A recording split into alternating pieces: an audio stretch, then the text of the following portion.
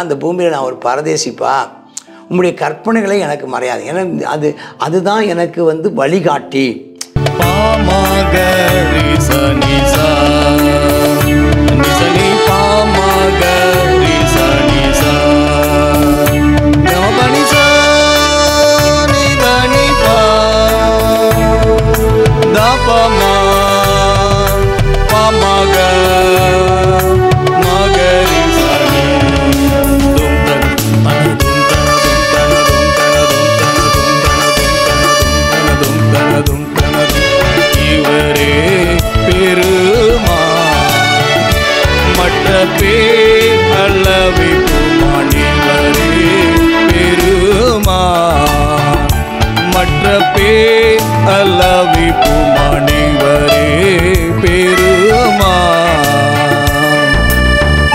Pamagama papa pada papa magamari sarigama pamagari sa sa sa gama pamani da pama papa pa sani ni sani da pada pa maga pamagari sari sa gama papa pa rigama mama sagari sani pasani pamagama pamaga gama gama pamaga. கர்த்தருடைய பரிசுத்த நாமத்திற்கு மகிமை உண்டாவதாக. சங்கீதம் 119 17ஆம் வசனத்திலிருந்து 24வது வசனம் வரை, 17 முதல் 24 வரை. கிமல் அப்படிங்கிற ஒரு அந்த எபிரேய வார்த்தையினுடைய அர்த்தம் என்னன்னு கேட்டால், ஆமென் ஸ்தோத்திரம், வாக்கிங் ஆஸ் எ ஸ்ட்ரேஞ்சர். இந்த உலகத்தில் நான் ஒரு பரதேசியை போல. அந்த 19ஆம் வசனம் பார்த்தீங்கன்னா, பூமியிலே நான் ஒரு பரதேசி. இந்த பரதேசிங்கிற இந்த வார்த்தை ஹிமல் அப்படின்னு பார்க்குறோம். இந்த ஹிமல்ங்கிற வார்த்தை இன்னொன்று கேமல், அதாவது ஒட்டகம் எப்படி பாலைவனத்தில் நடந்து போகுதோ அதுக்கு பேர் அது கேமல் ஒட்டகம். அப்போ இந்த ஒட்டகம் அப்படிங்கிற கிமல்ங்கிற அந்த வார்த்தைக்கு இன்னொரு அர்த்தமும் ஒட்டகங்கிற வார்த்தையும் சொல்லுவாங்க. அது ஸ்தோத்திரம். அப்போ என்னென்னா, நாம் ஒரு பரதேசி, நாம் ஒரு பரலோக பிரயாணிகள் நாம் அதுக்காக பண்ணுகிற ஒரு பிரயாணவாசிகள், பயணம் செய்துகிட்டே இருக்கோம். அப்படி பயணம் செய்யும்போது நமக்கு உதவியாக இருக்க வேண்டியது என்னென்னா வேதவசனம். அதுதான் நமக்கு, வேதவசனம் தான் நமக்கு என்னவாக இருக்குதுன்னா, நமக்கு ஒரு ஆலோசனையாக அது இருக்குது. ஆமாம் ஸ்தோத்திரம். அப்போ நமது அடியனுக்கு அனுகூலமாயிரும், எனக்கு உதவியாயிரும், எனக்கு ஒத்தாசை செய்தருளும். அப்போ எனக்கு ஒத்தாசை செய்தரணும் அப்படின்னு நம்ம சொல்லும்போது என்ன நம்ம அதில் புரிஞ்சுக்கிறோம்? ஒத்தாசை செய்தரணும்னா, உங்கள் உதவி இல்லாமல் நான் இந்த உலகத்தில் நான் வாழ முடியாது. அப்போது நான் பிழைத்து வசனத்தை கைக்கொள்ள.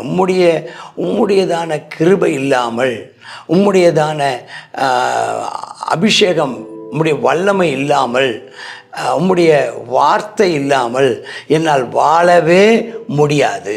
உம்முடைய வார்த்தை, உம்முடையதான வல்லமை, ஆமென் ஸ்தோத்திரம், உம்முடைய கிருபை ஆண்டவரே, உம்முடைய பிரசன்னம் இல்லாமல் என்னால் வாழவே முடியாது சொல்லிட்டு 18ஆம் வசனத்தில் ஜெபம் பண்ணுறாரு. உம்முடைய வேதத்தின் அதிசயங்களை பார்க்கும்படி என் கண்களை நீங்கள் திறந்துள்ளப்பா. ஏன்னா அதில் தான் என் வாழ்க்கை இருக்குது. நான் அந்த பூமியில் நான் ஒரு பரதேசிப்பா, உம்முடைய கற்பனைகளை எனக்கு மறையாது. ஏன்னா அதுதான் எனக்கு வழிகாட்டி, அதுதான் என்னை பாதை காட்டுகிறதான எனக்கு அதுதான் அந்த காம்பஸ், அதுதான் வழிகாட்டுகிற மேப், வழிகாட்டுகிற பயண படமே அதுதான். நீங்கள் அதை எனக்கு காண்பித்தருளும். உமது நியாயங்கள் மேலே என் ஆத்மா எக்காலம் வைத்திருக்க வாஞ்சினால் தோய்ந்து போகுது. உம்முடைய சித்தம்தான் என் வாழ்க்கையினுடைய திட்டம்.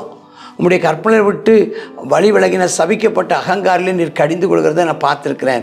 உம்முடைய வழிகளை விட்டு, உம்முடைய சித்தத்தை விட்டு, உம்முடைய வழிகளை விட்டு, உம்முடைய வார்த்தையும், உம்முடைய வல்லமையும், ஆமென் ஸ்தோத்திரம், உம்முடைய கிருபையும், உங்கள் பிரசன்னமும் இல்லாமல் வாழ்கிறவங்களுடைய வாழ்க்கையை பார்த்துருக்குறேன். அது வீணாக போச்சு. அப்படி போனவங்களை கடிந்து கொண்டிருக்கிறீங்க. அப்படிப்பட்டவங்க நிந்தையும் அவமானத்தையும் அடைஞ்சிருக்கிறாங்க. அப்படிப்பட்டவர்களிலிருந்து என்னை அகற்றும், அது எனக்கு வேண்டாம். ஆமென், ஸ்தோத்திரம். நான் உம்முடைய சாட்சிகளை நான் கை கொள்கிறேன்ப்பா. நான் உம்முடைய வசனத்தை கை கொண்டு இந்த பூமியில் நடக்கிறதுனால என்ன செய்கிறாங்கன்னா, பிரபுக்கள் கூட உட்கார்ந்து எனக்கு விரோதமாக பேசிக்கொள்கிறாங்க. ஐயா, உம்முடைய அடியேனும் ஆரம்பத்தில் வாலிபன்னு ஆரம்பித்தாங்க.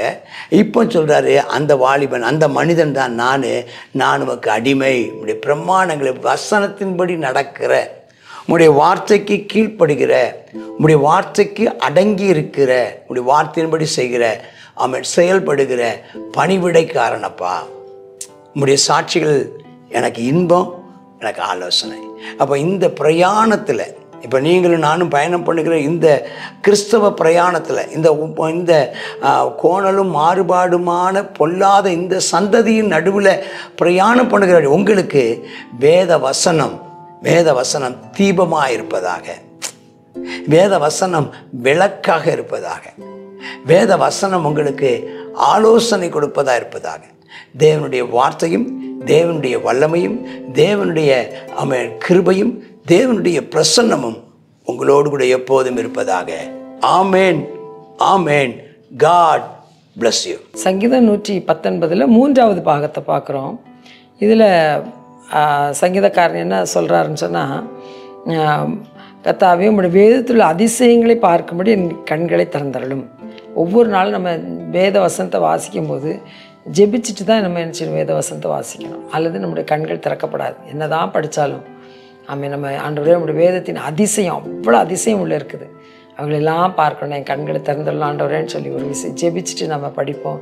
அநேக அதிசயங்களை கர்த்தர் நமக்கு இந்த வசனத்தின் மூலமாக வெளிப்படுத்துவார்னு சொல்லி பார்க்குறோம். நான் பரதேசியாய் தங்கும்போது நம்முடைய வசனம் எனக்கு என்ன செய்யுது, அந்த இருளில் என்ன செய்ய என்னைய வழி நடத்துது அப்படின்னு சொல்லி சொல்லுகிறார். அடுத்ததாக உங்களுடைய கற்பனைகளை விட்டு வழி விலகிறவன்னு நான் கடிந்து கொள்ளுகிறேன் என்று சொல்கிறார். உங்களுடைய சாட்சிகள் எல்லாமே அது வசனத்தை தான் குறிக்குது. கற்பனை, சாட்சி, வசனம், அப்படிப்பட்டதான எல்லாவற்றையும் வசனத்தை தான் குறிக்கப்பட்டிருக்குதுன்னு சொல்லி பார்க்குறோம். ஆகையினால இதில் உங்களுடைய வசனம் இன்பமும் ஆலோசனை காரணமாக இருக்கிறதுன்னு சொல்லப்பட்டிருக்கு. அப்போ நமக்கு நல்ல ஆலோசனை வேணுமா, காலங்காத்தாலே பைபிள் எடுத்து வாசிங்க. கர்த்தர் நமக்கு நல்ல ஆலோசனைகளை தந்து சரியான பாதையில் வழிநடத்தி அதிசயங்களை வெளிப்படுத்துவார். ஜெபம் பண்ணுவோமா? அப்பா, நமக்கு நன்றி ஆண்டவரே, நம்முடைய அதிசயங்களை காணும்படிக்கு எங்களுடைய கண்களை நீ திறந்தரல வேண்டும் என்று சொல்லி ஜெபிக்கிறோம். கர்த்தாவே, உம்முடைய அப்பா வேத வசனத்தின் மூலமாக ஒவ்வொரு நாளும் நீர் எங்களை அப்பா வெளிச்சத்தில் நீர் கர்த்தாவை நடத்தி செல்ல வேண்டும் என்று சொல்லி ஜெபிக்கிறோம். கர்த்தாவே, உம்முடைய கற்பனைகளை விட்டு வழிவிலகாத படிக்க நாங்கள் பரிசுத்தமாய் காக்கப்பட உம்முடைய கிருபையை சார்ந்திருக்கிறோம். அப்பா கர்த்தாவே, உம்முடைய வேத வசனம் அவைகள் இன்பமாக இருக்கிறதப்பா. எங்களுக்கு அமேனப்பா இது இப்படி நடக்க வேண்டும் என்று சொல்லி ஒரு ஆலோசனைக்காரனமாய் இருக்கிறதப்பா. இப்படிப்பட்டதான வேத வசனத்தை நீர் எங்களுக்கு கொடுத்துருக்கிறபடியால் நன்றி செலுத்துகிறோம். கர்த்தாவே, அநேகர் அப்பா உம்முடைய வேத வசனத்தின் மேல் தாகமும் வாஞ்சையும் கவனமாக இருக்கத்தக்கதான கிருபையை தாரும். இயேசுவின் நாமத்தில் ஜெபிக்கிறோம் நல்ல பிதாவே, ஆமென்.